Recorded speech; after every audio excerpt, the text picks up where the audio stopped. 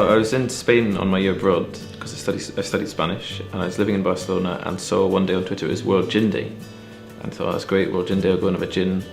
after work. And then when I was drinking my gin and tonic, I was checking on my phone what's the date of World Whiskey Day, just assuming there must be a World Whiskey Day,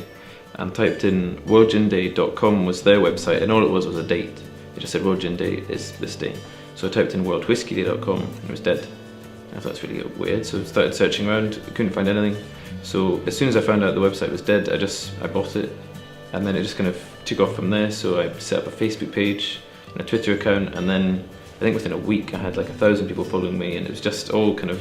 just going faster and faster and faster, and more people were spreading it out. And it was just all social media, and it just kind of took off from there.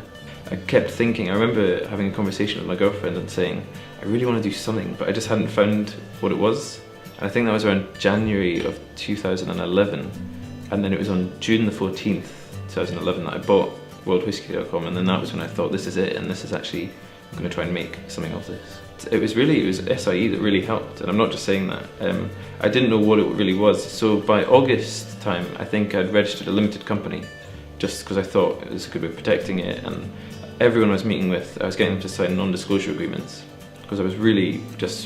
scared that someone, especially I was meeting people from big whiskey firms, and I thought, you know what, they could go behind my back and suddenly run off with it, and I wouldn't know, and there'd be no evidence that I'd done it, you know. Whereas now I'm so much further along, everything's protected, it couldn't happen at all. It's really funny, I still don't know, I don't really feel like an entrepreneur, if that doesn't make sense, but I mean, it's funny because I see my name now in writing and it will be Blair Bowman brackets entrepreneur, whatever,